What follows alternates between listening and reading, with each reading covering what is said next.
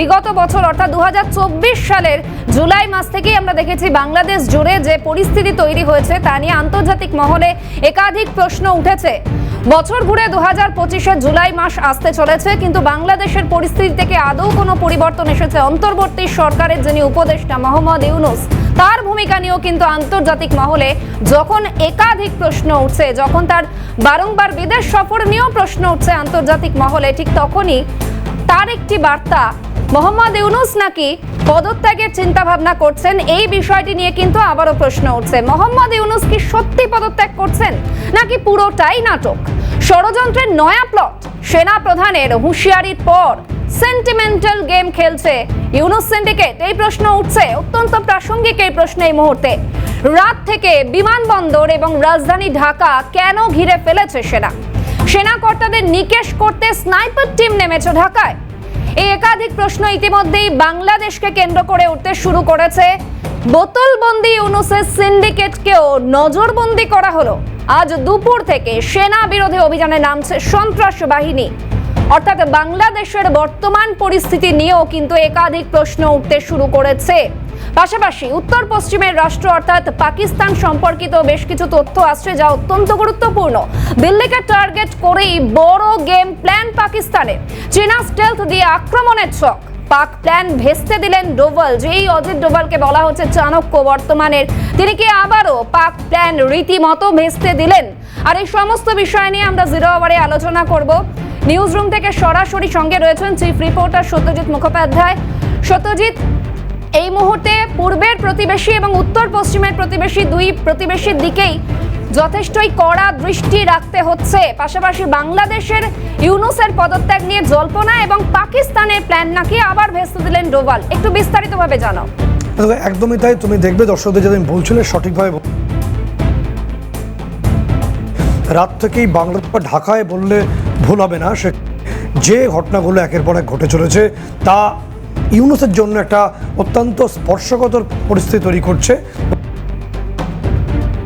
একটা প্রশ্ন উঠে আসছে যে মোহাম্মদ ইউনূস যে ছবি আমরা গত দিন থেকে অর্থাৎ বৃহস্পতিবার দুপুরের পর থেকে যে ছবিটা পরিষ্কার হচ্ছে, তাহলে মোহাম্মদ ইউনূস তিনি পদত্যাগ করতে যাচ্ছেন এবং পদত্যাগকে নিয়ে একদম রেড়ে করে একটা বড় অংশ লাফিয়ে পড়লো। এখানে গোয়েন্দা রিপোর্ট আসছে আমাদের কাছে, বিভিন্ন অংশের যে কনফিডেন্সিয়াল রিপোর্টগুলো আমরা পাচ্ছি তাতে একটা মোটামুটি ছবি উঠে আসছে। ভালো করে বুঝতে হবে দর্শকদের যে মোহাম্মদ ইউনূস তিনি অনেকগুলো অ্যাসাইনমেন্ট নিয়ে, অনেকগুলো ভাইটাল জব নিয়ে তিনি বাংলাদেশে গেছেন। মোহাম্মদ ইউনূস নির্দিষ্টভাবে তিনি যেহেতু ক্লিন্টন ফাউন্ডেশনের প্রম্পট মেম্বার, ক্লিন্টন ফাউন্ডেশনের মাধ্যমে তিনি প্রচুর টাকা এদিক ওদিক করেছেন বলে একটা বড় অভিযোগ তার বিরুদ্ধে রয়েছে এবং ডোনাল্ড ট্রাম্পের খড়গহস্ত বা খড়গ বা খাড়া তার উপর ঝুলে আছে। ফলে মোহাম্মদ ইউনূস নিজেকে বাঁচাতে অনেকগুলো সিদ্ধান্ত নেবেন বাংলাদেশের চেয়ারে বসে। সেই সিদ্ধান্ত কি? অনেকগুলো বৃহৎ শক্তিকে পাইয়ে দেওয়ার রাজনীতি, এবং যে কারণেই তিনি দেশের একটা বড় অংশ ইতিমধ্যে ইউএস স্পেশাল ফোর্সের কাছে দিয়ে দিয়েছেন বলে অভিযোগ উঠছে। তিনি লালমনিরহাট যে এয়ারবেস তিনি চায়নাকে দিয়ে দিয়েছেন, এরকম দিচ্ছেন বিভিন্ন দেশকে বলে কথা চলছে, কথার প্রস্তুতি পর্ব চলছে। তাহলে এরকম যে প্রস্তুতি পর্ব যখন চলছে, বৃহৎ দেশগুলোকে তিনি বিভিন্নভাবে দিয়ে দিচ্ছেন বাংলাদেশের মানুষকে না জানিয়ে, এমতো অবস্থায় তিনি কেন তিনি পদত্যাগ করবেন? তাকে তো পদত্যাগ করতে বলেননি। সেনাপ্রধান বলেছিলেন যে তিনটে কথা সেনাপ্রধান ওয়াকারুজ্জামান বাংলাদেশের ক্ষেত্রে বলেছেন যে প্রথমত ডিসেম্বরে জাতীয় নির্বাচন করতে হবে এবং অল পার্টি নিয়ে, আওয়ামী লীগকে সমেত। দ্বিতীয়ত স্পর্শকাতর বিষয়ে যেহেতু মোহাম্মদ ইউনূস অন্তর্বর্তী সরকারের প্রধান, তিনি কোনো সিদ্ধান্ত নেবেন না, নির্বাচিত সরকার এসে নেবে। তৃতীয়ত হচ্ছে যে সমস্ত সিদ্ধান্ত তিনি নিয়েছেন ইউএস আর্মির ক্ষেত্রে বা চীনের ক্ষেত্রে, এই সিদ্ধান্ত সেনা সমর্থন করে না। এখানেই বেগতিক, এখানেই মোহাম্মদ ইউনূসের একটা বড় সেটব্যাক তৈরি হয়েছে, একটা বড় সমস্যা তৈরি হয়েছে। কি সমস্যা? ইউনূস তার যে বিগ ব্রাদার যারা আছেন আন্তর্জাতিক ক্ষেত্রে, তাদের কাছে কথা রাখতে পারছেন না, মোটামুটি পরিষ্কার। তাহলে কি? তাহলে সেই পরিচিত গেমটা অর্থাৎ সেন্টিমেন্টাল গেমটা খেলো। এবং ভালো করে বোঝার প্রয়োজন আছে ক্ষেত্রে, বৃহস্পতিবার দুপুরের পর থেকে সেই গেমটাই খেলা শুরু হয়েছে। কি খেলা শুরু হয়েছে? আমি পদত্যাগ করব। কিন্তু মোহাম্মদ ইউনূস কিন্তু পদত্যাগ করতে বলেননি, তাকে বলেছে আপনি নির্বাচনটা করান। একদম। তো এই যে গেমটা শুরু হলো এবং তার নাম কি ছিল? নাটকের নাম হচ্ছে পদত্যাগ। সেই নাটকের মুখ্য চরিত্রকে মোহাম্মদ ইউনূস। এই নাটকে সন্ধ্যের পরে আরও একজন ক্যারেক্টার জুড়ে গেলেন, তিনি ওই এনসিপি অর্থাৎ জাতীয় নাগরিক পার্টি এবং ইউনূসের সিন্ডিকেটের অত্যন্ত গুরুত্বপূর্ণ মুখ নাহিদ ইসলাম। এবং তিনি একটা বিভিন্ন গণমাধ্যমকে একটা বার্তা দিলেন বেশ রাতের দিকে যে মোহাম্মদ ইউনূস তিনি এই চেয়েছেন, তিনি পদত্যাগ করবেন এবং তারা কোনো মতে তাকে বলেছেন আপনি এখন করবেন না। পুরোটাই নাটক, গোয়েন্দা রিপোর্ট তাই বলছে। কেন বলছি? কারণ এই নাটকের সঙ্গে আরও একটা ছবি আছে, সেই ছবিটা আমরা উল্লেখ করছি এখন স্ক্রিনে সর্বপ্রথম। সেই ছবিটা হলো যে গত রাত থেকেই ঢাকার যে আন্তর্জাতিক শাহজালাল এয়ারপোর্ট তার যে পুরো দখল বা নিরাপত্তার দায়িত্ব এই মুহূর্তে বাংলাদেশ সেনাবাহিনী নিয়েছে। আমরা ছবিতে দেখাবো কেন নিয়েছে, আমরা পরে বলছি। দ্বিতীয়ত, বাংলাদেশের যত সরকারি প্রতিষ্ঠান বা সচিবালয় সব কিছুর নিরাপত্তার দায়িত্ব আজ ভোরবেলা থেকে সেনাবাহিনীর হাতে চলে গেছে। কেন? তার কারণ হলো আমরা যে সোর্স আমাদের কনফার্ম করছে যে শাহজালাল এয়ারপোর্টে বোধহয় একটি চার্টার ফ্লাইট ভোর রাত থেকে দাঁড়িয়েছিল বা দাঁড়িয়ে আছে। সেই চার্টার ফ্লাইটেই কি মোহাম্মদ ইউনূস কোনোভাবে দেশ ছাড়ার প্ল্যানিং করছিলেন? কারণ মোহাম্মদ ইউনূস যেটা চাইছেন সেটা হলো যে তিনি এই সেন্টিমেন্টাল নাটকটা করে, পদত্যাগের নাটকটি করে তিনি দেশকে নির্দিষ্টভাবে সেনাপ্রধান বা সেনাবাহিনীর 3 প্রধানকে তিনি একটা অভিযুক্ত তালিকায় নিয়ে আসবেন যে এদের জন্য তিনি দেশে চালাতে পারলেন না, এবং মানুষ তখন ক্ষেপে যাবে। ফলে দেশটা গৃহযুদ্ধের দিকে যেতে পারে এবং গৃহযুদ্ধের দায় তিনি ঠেলে দেবেন সেই ওয়াকারুজ্জামান সেনাপ্রধানের দিকে। এবং সেই দায়কে সামনে রেখেই সেনাপ্রধানকে এবং বাকি যারা বাহিনীর প্রধান রয়েছেন তাদেরকে গ্রেপ্তার করার প্লটটা তৈরি করেছেন মোহাম্মদ ইউনূস বলে বিভিন্ন গোয়েন্দা রিপোর্ট আমাদের কনফার্ম করছে। এবং সেই কারণেই আমরা যে তথ্য দিচ্ছি তা আরও চাঞ্চল্যকর। আজকে শুক্রবার, ঢাকায় বা বাংলাদেশের ছুটির দিন, এবং আজকে বেলা 1টার পর থেকে কি প্লট সাজানো হয়েছে। কারণ আমরা যে খবর পাচ্ছি, আমরা নাম বলে দেবো যে ঢাকায় এই পদত্যাগের নাটকটা বা সেন্টিমেন্টাল গেমটাকে সামনে রেখে মোহাম্মদ ইউনূস এবং তার সিন্ডিকেট একটা অত্যন্ত গুরুত্বপূর্ণ তাস খেলেছে, বিপজ্জনক তাস। কারণ যে তথ্য আমরা পাচ্ছি যে ঢাকা ইতিমধ্যেই একটা স্নাইপার টিম তারা নিয়ে এসছে, রাস্তায় বিভিন্ন সেনা অফিসারদের শ্যুট করার পরিকল্পনা কি আছে বলে বিভিন্ন জায়গা থেকে আমাদের বিভিন্ন সোর্স জানাচ্ছে। এবং একই সঙ্গে কতগুলো জায়গার নাম আমরা বলছি, রাজধানী ঢাকার গুলিস্তান, আমরা ছবি সহ দেখানোর চেষ্টা করব, কাকরাইল, মগ বাজার, শাহবাগ, টিএসসি এবং সেগুন বাগিচা। এই যে টিএসসি, সেগুন বাগিচা, কাকরাইল, মগবাজার এবং গুলিস্তান, এই অংশগুলোতে যে তথ্য আমরা পাচ্ছি, এখানে বিভিন্ন জঙ্গি গোষ্ঠীর মাথারা এসে 2-1 দিন আগে থেকে আশ্রয় নিয়ে ঘাঁটি গেড়ে বসে আছে।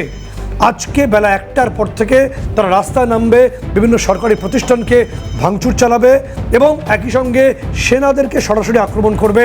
এবং যাতে মনে হয় বিষয়টা জনরোষ, সেই কারণে এই জঙ্গি বাহিনীর সঙ্গে, জবাই বাহিনীর সঙ্গে মিশবে হিজবুত তাহরির এবং একই সঙ্গে এনসিপি এবং ইসলামী ছাত্র শিবির। আবারও বলছি, হিজবুত তাহরির, এনসিপি এবং ইসলামী ছাত্র শিবির। যে কারণে হিজবুত তাহরির নেতা মাহফুজ আলম গতদিনই বলেছে যে সবাইকে একটা ছাতার তলায় আসতে হবে। গতদিনই তিনি এই অ্যানাউন্সমেন্ট করে দিয়েছেন।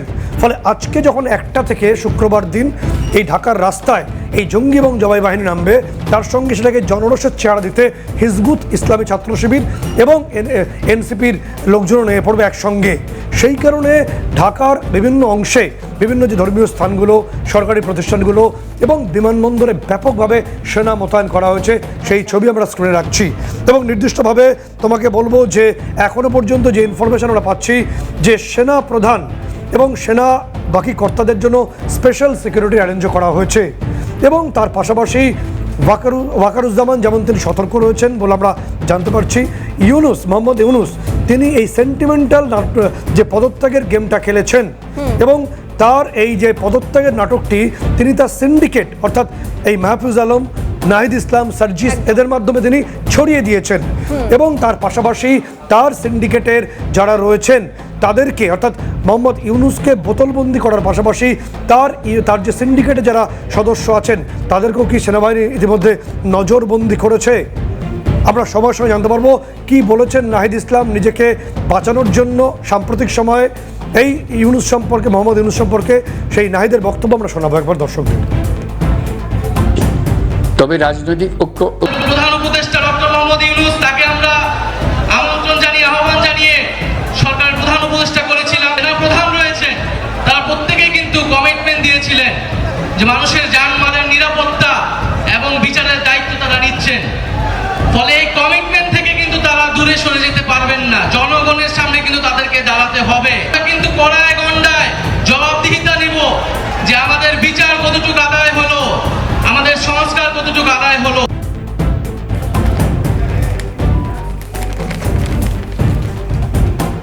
সত্যজিৎ, অর্থাৎ নাহিদ ইসলামের বক্তব্য আমরা একেবারেই শুনলাম, এবং সেক্ষেত্রে একদিকে যেমন জাতীয় নির্বাচন থেকে কোনো একটা ভাবে গড়িমসি এবং পাশাপাশি কাঠগড়ায় দাঁড় করানোর প্রয়াস ওয়াকারুজ্জামানকে, তাই কি এই চেষ্টা? একদমই তাই। যে ছবিটা আমরা বলছি যে নির্দিষ্টভাবে মোহাম্মদ ইউনূস তিনি এত দ্রুত পদত্যাগ করবেন না, কারণ তিনি যে সমস্ত কাজগুলো নিয়ে এসছেন, যেগুলো এখনও পর্যন্ত যে অ্যাসাইনমেন্টগুলো কমপ্লিট হয়নি, তার মধ্যে দেশের একটা বড় অংশ বিক্রি করে দেওয়া রয়েছে বিদেশি রাষ্ট্রের সৈন্য সামন্তের কাছে। যেমন চট্টগ্রাম, যেমন রাখাইন করিডর রয়েছে, চট্টগ্রাম পোর্ট আছে, কক্সবাজার আছে, এগুলো ইউএসএ স্পেশাল ফোর্সের হাতে তুলে দেওয়ার যে নির্দিষ্ট যে প্রকল্প বা নির্দিষ্ট যে কর্মসূচি চলছে। একই সঙ্গে এই লালমনিরহাট যে এয়ারবেস, সেটাও তিনি চীনকে প্রতিশ্রুতি দিয়ে এসছেন। ফলে এত দ্রুত তিনি চেয়ার ছাড়বেন না, মোটামুটি একটা নিশ্চিত তথ্য আসছে। তাহলে এই যে নাটক, অর্থাৎ পদত্যাগ করবে কেন? কারণ এই যে অভিযোগটাকে সামনে রেখে তিনি মেলাইন করতে চাইছেন, অ্যাকিউজ করতে চাইছেন সেনাবাহিনী বা সেনাপ্রধানকে। এটা যেমন বাংলাদেশের ছবি, এবং আজকে সন্ধ্যের পর বাংলাদেশের পরিস্থিতি আরও বেশি জটিল হয়ে উঠবে বলে বিভিন্ন গোয়েন্দা রিপোর্ট আমাদের কাছে আসছে। সেক্ষেত্রে ইউনূস সিন্ডিকেটের সদস্যদের নজরবন্দি করা হতে পারে, বা করে কি করা হবে সেটা হয়তো সন্ধ্যের পর থেকে পরিষ্কার হবে। পাশাপাশি যে ছবি আসছে, আরও একটি গুরুত্বপূর্ণ ইনফরমেশন আসছে। আমাদের পশ্চিম সীমান্তের ঘোষিত শত্রু পাকিস্তান, তারা সম্প্রতি ইন্টারন্যাশনাল মনিটারি ফান্ড থেকে বেশ কিছু তারা টাকা পেয়েছে। টাকা পেয়েই তারা কি করেছে, টাকা ব্যাগে ভরে তারা চীনে গেছে, চীনের বিদেশমন্ত্রীর সঙ্গে কথাবার্তা বলেছে, এবং তারা কথাবার্তা বলে চীনের থেকে J-35, এটা আমরা স্ক্রিনে দেখাবো, এটা আমেরিকার যে স্টেলথ বা পঞ্চম প্রজন্মের যে ফাইটার জেট আছে F-35, তারই একটা হাইলি কপি, এবং F-35-এর মতোই এর যাবতীয় সফটওয়্যার সিস্টেম কাজ করে। এবং এই J-35 তারা চুক্তির পথে রয়েছে, তারা পেয়ে যাবে। অগস্ট মাসের শুরু থেকেই তারা হাতে দু তিনটে করে তারা J-35 ফাইটার জেট পাওয়া শুরু করবে। এবং নির্দিষ্টভাবে এই ফাইটার জেটগুলো নেওয়ার কারণটা হচ্ছে একটাই, প্রথম কথা, তাদের গডফাদার চীন, এই চীনের বিশ্ববাজারের ডিফেন্স ইকুইপমেন্টসে মান পড়ে গেছে। চীন চাইছে তাদের দোসর পাকিস্তানের মাধ্যমে এমন একটা ফাইটার পাকিস্তানকে দেওয়া, 50% ডিসকাউন্টে পাকিস্তান পাচ্ছে এই J-35, যাতে পাকিস্তান এটা সরাসরি ভারতের ওপর ব্যবহার করতে পারে। তাহলে চীনের ডিফেন্স মার্কেটে অনেকটাই হাইক আসবে, অনেকটাই তারা উপরের দিকে উঠতে পারবে। কীভাবে করছে আমি বলে দিচ্ছি। চীন J-35 নেবে চীনের কাছে, পাকিস্তান চীনের কাছ থেকে নেবে, এবং পাকিস্তানের হাতে অলরেডি যেটা ছিল সেটা PL-15E বলে একটি ক্ষেপণাস্ত্র, যেটা এয়ার টু এয়ার মিসাইল বলা হয়, এবং এটা রাডার গাইডেড, এবং অবশ্যই বিয়ন্ড ভিজুয়াল একটা মিসাইল তারা ছিল। কিন্তু এই যখনই তারা J-35 এই এয়ারক্রাফটটি হাতে পাবে, তারা PL-17E আপগ্রেড ভার্সন এটা তারা ইনস্টল করতে পারবে এই J-35-এ। এবং করতে পারলেই, আমি আবারও বলছি, যে এয়ার টু এয়ার মিসাইল, একই সঙ্গে রাডার গাইডেড এবং বিয়ন্ড ভিজুয়াল, যেহেতু ফলে তারা চেষ্টা করছে এটাকে দিল্লি, কারণ ইসলামাবাদ থেকে দিল্লির যে দূরত্ব আসছে, এটা 400 কিলোমিটার প্লাস রেঞ্জ, এরা স্টেলথ অর্থাৎ রাডারকে ফাঁকি দিতে পারবে তাদের J-35, অর্থাৎ রাফায়েলের মতো এটি ঘোস্ট ইমেজ তৈরি করতে পারে। রাফায়েলের মতো এই J-35 রাডারকে বোকা বানাতে পারে। ফলে পাকিস্তান চাইছে J-35-এর মাধ্যমে তারা কিছু একটা করতে চাইছে, দিল্লিকে নিশানা করতে চাইছে, যেটা তারা তাদের আগের যে অপারেশন সিন্দুরের সময় তারা শাহিন দিয়ে করতে পারেনি। এক্ষেত্রে ইতিমধ্যেই পাকিস্তানের যে প্ল্যান তা ভেস্তে গেছে। কারণ আমরা জানিয়ে রাখি, ভারতের তরফে আমাদের NSA অজিত ডোভাল, তিনি আগামী সপ্তাহে সম্ভবত সব কিছু ঠিকঠাক থাকলে তিনি রাশিয়া যাচ্ছেন। রাশিয়ায় তিনি চুক্তি করছেন, বেশ কয়েকটি চুক্তি প্রায় শেষের মুখে। সবথেকে বড় চুক্তিটি আমরা প্রথম জানাচ্ছি, সেটা হলো গিয়ে নির্দিষ্টভাবে আমাদের হাতে Su-57 অর্থাৎ Sukhoi 57 72টি আসতে চলেছে। এটা রাশিয়ান স্টেলথ প্রযুক্তির যে পঞ্চম প্রজন্মের যে ফাইটার জেট Sukhoi 57, এবং এটি টুইন ইঞ্জিন, সিঙ্গেল সিট, এবং Sukhoi 57-কে বলা হয় যে এয়ার সুপারিয়রিটির ক্ষেত্রে এটার মতো যে যুদ্ধ বিমান সারা পৃথিবীতে এর জুড়ি মেলা ভার। এবং 72টি আসবে সেই চুক্তির পথে আমরা, এবং আমাদের এনএসএ অজিত ডোভাল তিনি যাচ্ছেন নির্দিষ্টভাবে। ইতিমধ্যেই ভ্লাদিমির পুতিনের সঙ্গে আমাদের কথাবার্তা হয়েছে, এবং তার পাশাপাশি অপারেশন সিঁদুর বা প্রত্যাঘাতের সবথেকে বড় হিরো তা হলো S-400। এক্ষেত্রেও আমরা আরও 5টি S-400 অর্থাৎ S-400 ট্রায়াম্ফ, যার অর্থ বিজয়, এটা আমরা আরও 5টি আমরা নিচ্ছি। এই পর্বেই সেই চুক্তিটি হবে বলে ডিফেন্সের বিভিন্ন সোর্স আমাদের কনফার্ম করছে। এবং তার পাশাপাশি পাকিস্তান এবং চীনের একদম মাথা ব্যথা বাড়িয়ে দিয়ে S-500 প্রমেথিয়াস, অর্থাৎ এর অর্থ হচ্ছে বৃহদাকার S-500 প্রমেথিয়াস, যারা সারা বিশ্ব যাকে ভয় পায়, সেই S-500 প্রমেথিয়াসকেও আমরা অ্যাডপ্ট করছি আমাদের এয়ার ডিফেন্সে। সেটাও দ্রুত চলে আসবে এই চুক্তির পরিপ্রেক্ষিতে। এবং তোমাকে বলে রাখবো যে যারা নির্দিষ্টভাবে এই S-400 এবং S-500 ম্যানুফ্যাকচারার কোম্পানি, রাশিয়ার কোম্পানি রসবরন কোম্পানির দাবি যে মহাকাশে যদি উল্কাপাত হয় তাহলে S-500 তাকে ট্র্যাক করতে পারে, টার্গেট করতে পারে। সুতরাং ভীষণ দুশ্চিন্তার কারণ পাকিস্তানের জন্য, চীনের জন্য, বাংলাদেশ তো বটেই। এবং তার পাশাপাশি আমাদের এয়ার ডিফেন্সকে শক্তিশালী করার জন্য রাশিয়ার অত্যাধুনিক, যার যে রেঞ্জ 5000 কিলোমিটার, ভেরোনিচ, আমরা ইতিমধ্যে আমাদের ইস্টার্ন পার্ট এবং ওয়েস্টার্ন পার্টে ইনস্টল করেছি। অর্থাৎ সত্যজিৎ, একদিকে যেমন আমরা দেখতে পাচ্ছি বাংলাদেশে টালমাটাল পরিস্থিতি, পাশাপাশি পশ্চিম সীমান্তের যে প্রতিবেশী রাষ্ট্র তাকেও কড়া জবাব দিতে তো প্রস্তুত ভারত অবশ্যই, পাশাপাশি চীনেরও যথেষ্টই মাথা ব্যথার কারণ এই মুহূর্তে তৈরি হচ্ছে। এখান থেকে আমরা আলোচনা বিশ্লেষণ আরো এগিয়ে নিয়ে যাব। কূটনৈতিক বিশেষজ্ঞ শুভাশিস বন্দ্যোপাধ্যায় ইতিমধ্যেই আমাদের সঙ্গে যোগ দিয়েছেন। আপনাকে স্বাগত জানাই জিরো আওয়ার অনুষ্ঠানে। সত্যজিৎ, তোমার প্রশ্ন। শুভাশিস বাবু, আপনাকে প্রথমেই অনেক স্বাগত। প্রথম বিষয় হলো গিয়ে আপনি দেখবেন যে নির্দিষ্টভাবে পাকিস্তান তার যে IMF-এ যে কোনো টাকা পেয়েছে সেই টাকা ব্যাগে ভরে তারা চীনে গেছে, চীন থেকে স্টেলথ কিনে ভারতকে আক্রমণ করবে। এবং আমাদের এনএসএ অজিত ডোভাল ইতিমধ্যে তিনি আগামী সপ্তাহে তিনি রাশিয়া যাবেন, এবং আমাদের হাতে 72টির মতো যে স্টেলথ সুখোই 57 আসতে চলেছে। S-500 এবং S-400 দুটোই আমরা 5টা করে নেব, এবং ভেরোনিচ যে এয়ার ডিফেন্স তা আমরা ইনস্টল করেছি। এটা আমাদের ওয়েস্টার্ন পার্টের সাফল্য, ভারতের সাফল্যের কথা আমরা বলছি। একই সঙ্গে ঢাকা এই মুহূর্তে জ্বলছে, এবং মোহাম্মদ ইউনূস সত্যি তিনি পদত্যাগ করছেন নাকি তিনি নাটক করছেন নিজেকে বাঁচানোর জন্য? ঢাকার রাস্তায় ব্যাপকভাবে সেনা মোতায়েন হয়েছে, বড় কিছু ঘটতে চলেছে আজকে সন্ধ্যের পর থেকে। ঠিক ছবিটা কোন দিকে যাচ্ছে শুভাশিস? দেখুন, আমি যতটা বুঝি, প্রথম কথাটা বলছি IMF এর সম্বন্ধে। IMF এর যে ফান্ডটা নিয়ে ওরা অস্ত্র কেনার কথা বলছেন, ওটা ডেভেলপমেন্টাল ফান্ড। ওদের কিন্তু অডিটে এটা দেখাতে হবে IMF কে যে ওটা কিসে এক্সপেন্স করলো। সেখানে যদি দেখায় যে অস্ত্র কিনতে আমরা এটা এক্সপেন্স করেছি, তাহলে পাকিস্তান কিন্তু অনেক জায়গা থেকে স্যাংশন খাওয়ার মুখে আবার পৌঁছে যাবে। দ্বিতীয় কথা হচ্ছে, ইন্ডিয়া যেই প্ল্যানগুলো করে যেই ফাইটার্স গুলো কিনছে, সেই ফাইটার্স গুলো war already in the plan of Indian defence system. India অনেকদিন ধরেই এই বাজেটটাকে অ্যাকুমুলেট করেছিল যে এই জিনিসগুলো করার জন্য। এবং পাকিস্তান এবং বাংলাদেশ যে ইনস্টেবল কন্ডিশনটাকে আবার করে অ্যাচিভ করছে, তার সব থেকে বড় জিনিস বোঝা যাচ্ছে যে বাংলাদেশের যে পরিস্থিতিটা দিনের পর দিন বাড়ছে, সেই কারণটা হচ্ছে বাংলাদেশ আজকের ডেটে দাঁড়িয়ে ইউনিস পালাবার চেষ্টা করছে। এটা একটা ভুল ধারণা। আমি sorry to contradict with many people. ইন্ডিয়াও যেটা জানে সেটা হচ্ছে Yunus at this point of time পালাবার রাস্তা নেই, কারণ ইউনিসকে কেউ অ্যাসাইলাম দেবে না। তার কারণটা, Yunus is not a proven political leader. আর তার থেকেও বড় কথা হচ্ছে, চায়না বা আমেরিকা বা যে কোনো দেশ বা ইউরোপিয়ান ইউনিয়নের যে দেশগুলোকে ইনভলভ করে বিভিন্ন রকম টোপ সাজিয়েছিল তারা বাংলাদেশের টেরিটরির ব্যাপারে, সেটা কিন্তু ইউনিস কমপ্লিট করতে পারেনি। সুতরাং ইউনিসে যে ইস্তফা দিয়ে চলে যাওয়ার যে ঘটনাটা, এটা পুরোটাই হচ্ছে এক ধরনের থ্রেটনিং।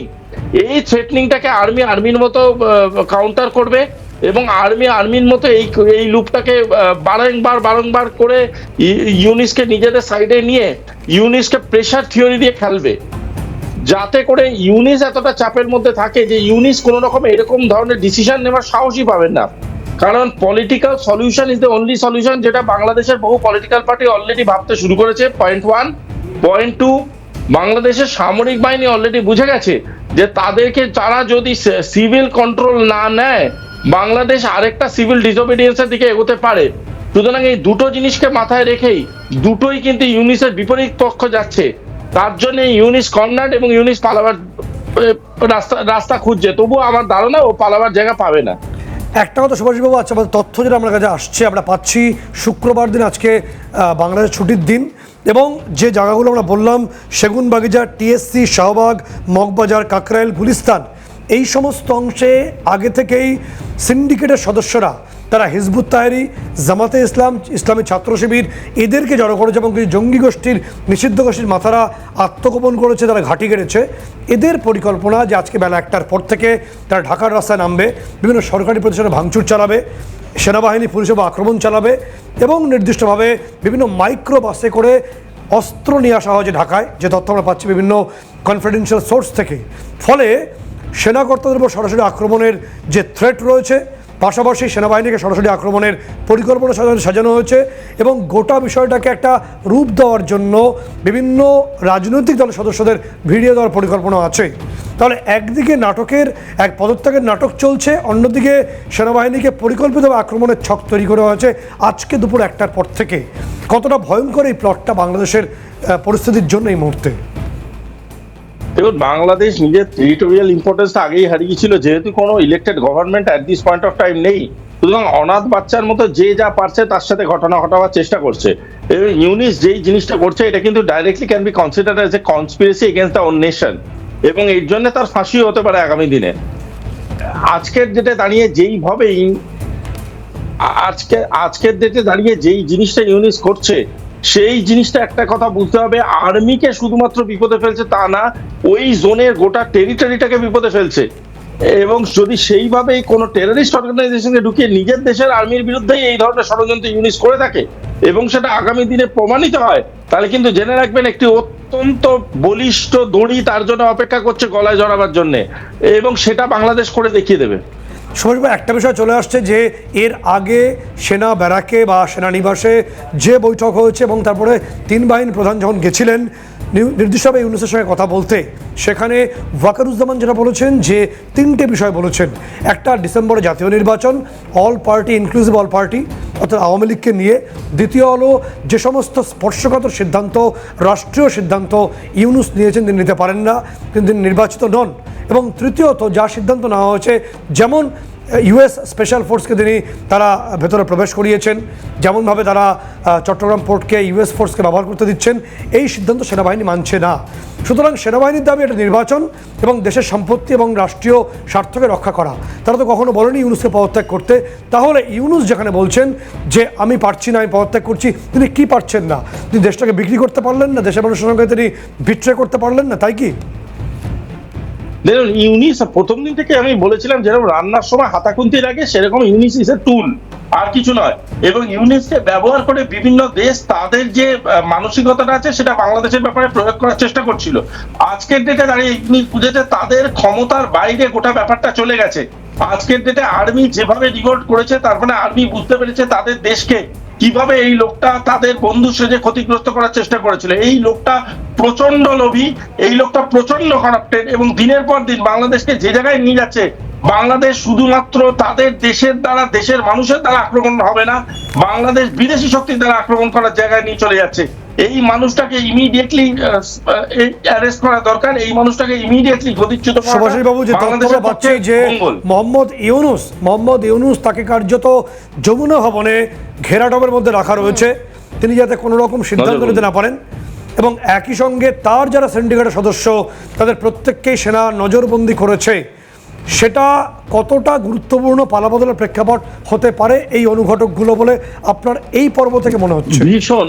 ভীষণ ইম্পর্টেন্ট অনুঘটক, এবং এটা থেকে একটা স্টেপ বাই স্টেপ যদি আমরা বুঝতে পারি তাহলে একটা জিনিস বুঝবো, আস্তে আস্তে সেনাবাহিনী কি কি ঘটনা ঘটাচ্ছে। প্রথমে এয়ারপোর্ট গুলো তারা নিজের আয়তায় নিল, দ্বিতীয় জিনিসটা করলো যেগুলো বাংলাদেশের ইম্পর্টেন্ট স্ট্র্যাটেজিক মনুমেন্ট সেগুলোকে নিজের আয়তায় নিল, থার্ড জিনিসটা যেটা করলো বাংলাদেশের যেগুলো গভর্নমেন্ট অফিস সেগুলো নিজের আয়তায় নিল। এইবার আস্তে আস্তে যারা কনস্পিরেটার্স, সে অর্থে যতটা বোঝা যাচ্ছে তাদেরকে আস্তে আস্তে নজরবন্দি বা গৃহবন্দী করা শুরু করে গেছে।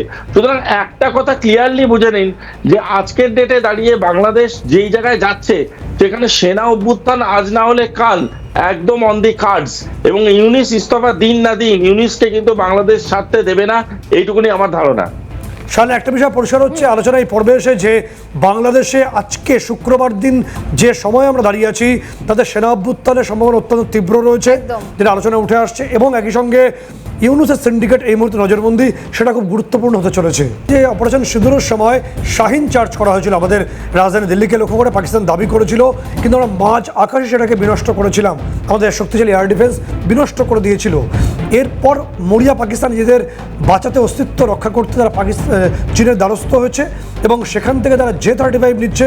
এই J-35 হালকা ধরনের একটা স্টেলথ প্রযুক্তির ফাইটার জেট, এবং এখানে তারা নির্দিষ্টভাবে বলবো আবারও PL-17, এটা এক ধরনের এয়ার টু এয়ার মিসাইল এবং রাডার গাইডেড মিসাইল, এবং নির্দিষ্টভাবে এটা বিয়ন্ড ভিজুয়াল, অর্থাৎ রাডারকে ট্র্যাক করতে পারে না। যে কারণে আমাদের NSA অজিত ডোভাল তিনি আগামী সপ্তাহে রাশিয়ায় চুক্তি চূড়ান্ত করতে যাচ্ছেন।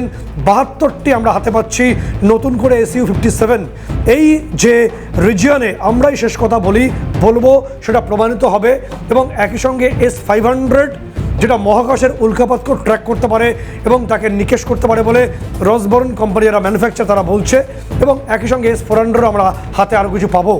ফলে ভারতের শক্তি এই রিজিয়নে প্রশ্নাতীত হতে চলেছে বলে একটা বড় অংশ মনে করছেন। পশ্চিম সীমান্তে আমাদের যে কাঁধ তা পাকিস্তানিতে অনেকটা উঁচু হতে চলেছে আমাদের সামরিক শক্তির বিচারে। কতটা ব্যাকফুটে দেয় পাকিস্তান বলে আপনি মনে করেন সুভাষিস বাবু? দেখুন, আমি প্রথম একটা কথা বলছি, যে কোনো দেশের শক্তি বা যে কোনো দেশের সামরিক শক্তি দিয়ে নির্ভর করে না।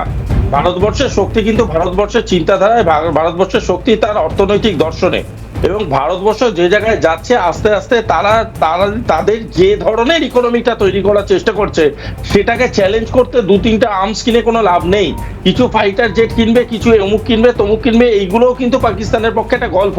একটা উদাহরণ আপনাকে আমি ছোট্ট করে মাথায় দিয়ে দিচ্ছি, সেটা হলো পাকিস্তান এর আগেও বহু আর্মসের কথা বলেছে যে তারা কিনতে চলেছে বা চুক্তিবদ্ধ হতে চলেছে। পরবর্তীকালে দেখা গেছে পাকিস্তানের কিছু জেনারেল নিজের এই টাকাটাকে আত্মসাৎ করেছে, মিথ্যে কিছু চুক্তি সই হয়েছে, কিন্তু সেই অর্থে সেই আর্মস অ্যাকচুয়ালি পাকিস্তানে এসে কোনোদিনই পৌঁছায়নি।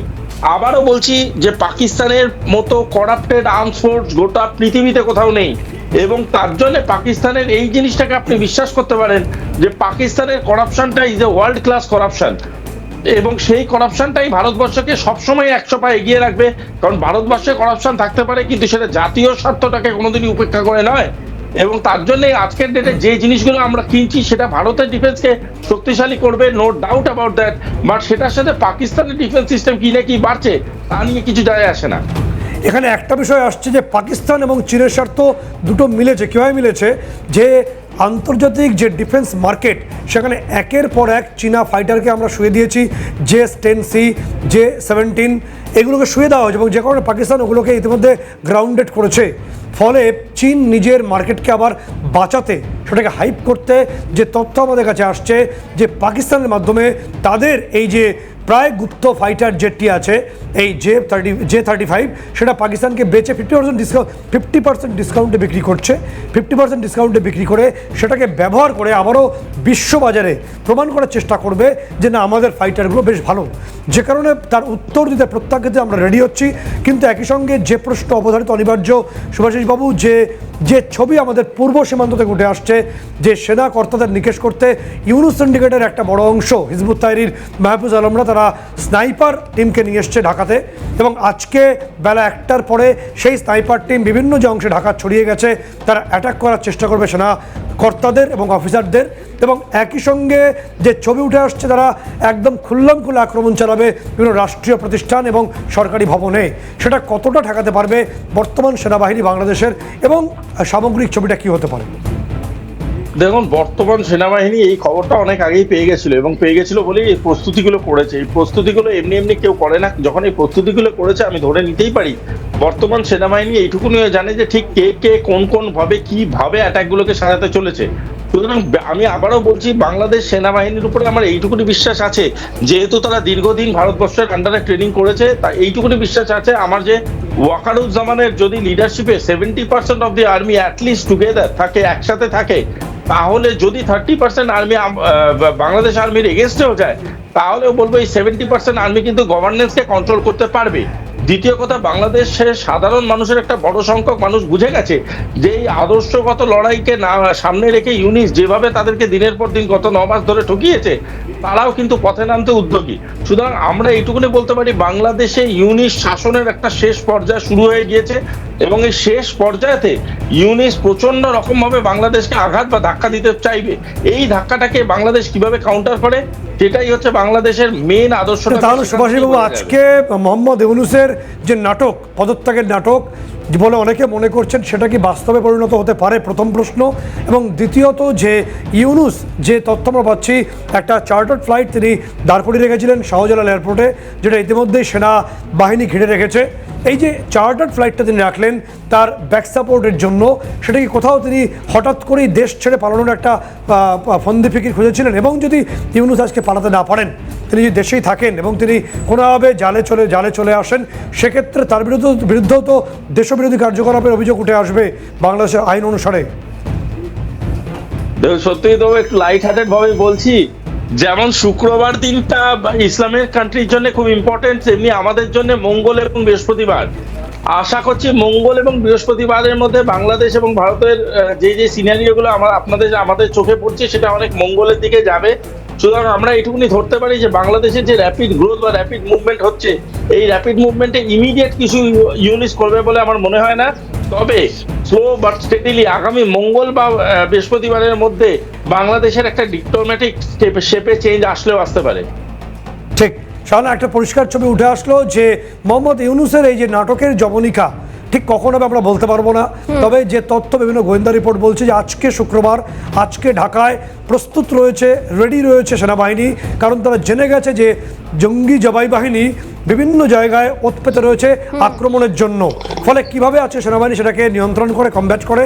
এবং একই সঙ্গে মোহাম্মদ ইউনূস তিনি তার সিন্ডিকেটকে নামিয়েছেন যে তিনি পদত্যাগ করেছেন নাটককে রূপায়িত করার জন্য, সেটাকে সার্কুলেট করানোর জন্য। তার পেছনেও রয়েছে একটি বড় গেম প্ল্যান। সেই সমস্ত কিছু কি নির্দিষ্টভাবে সামনে আসবে বা কত দ্রুত আসবে, এবং সেনাপ্রধান ওয়াকারুজ্জামান তার নেতৃত্বে কীভাবে বাংলাদেশের গণতন্ত্রকে বাঁচানো সম্ভব বা কীভাবে রাষ্ট্রীয় কাঠামোকে বাঁচানো সম্ভব, সেই ছবিটা হয়তো সময়ের সঙ্গে সঙ্গে সময় দিয়েছেন আমাদের, সেই সমস্যা পরিষ্কার হয়ে যাবে। একেবারেই সত্যজিৎ, অবশ্যই পরবর্তীতে আমরা বুঝতে পারবো যে আমাদের এই উত্তর পূর্বের প্রতিবেশী রাষ্ট্রদের ঠিক কি কি ঘটতে চলেছে আগামীতে। আদৌ কি শান্তি ফিরবে, আদৌ কি অস্থিরতা কমবে, নাকি অন্য কিছু অপেক্ষা করছে বাংলাদেশের জন্য। পাশাপাশি নজর থাকবে অবশ্যই আমাদের পাকিস্তানের পরিস্থিতির দিকে। সত্যজিৎ, অনেক ধন্যবাদ জানাই। সঙ্গে ছিলেন chief reporter Satyajit Mukhopadhyay newsroom থেকে, পাশাপাশি ছিলেন কূটনৈতিক বিশেষজ্ঞ শুভাশিস বন্দ্যোপাধ্যায়। শুভাশিস বাবুকে অনেক ধন্যবাদ জানাই। এবং দেখুন, খুব সহজভাবে এবং সুন্দর ভাষায়, যেভাবে সাধারণ মানুষের বোঝার ভাষায় পুরো পরিস্থিতি আপনাদের বিশ্লেষণ করে দিলেন চিফ রিপোর্টার সত্যজিৎ মুখোপাধ্যায় এবং শুভাশিস বাবু দুজনেই। 0 আওয়ারের সময় এখানেই শেষ হচ্ছে, তবে দিনভর সমস্ত গুরুত্বপূর্ণ খবরের জন্য আপনাদের নজর থাকুক ক্যালকাটা নিউজে।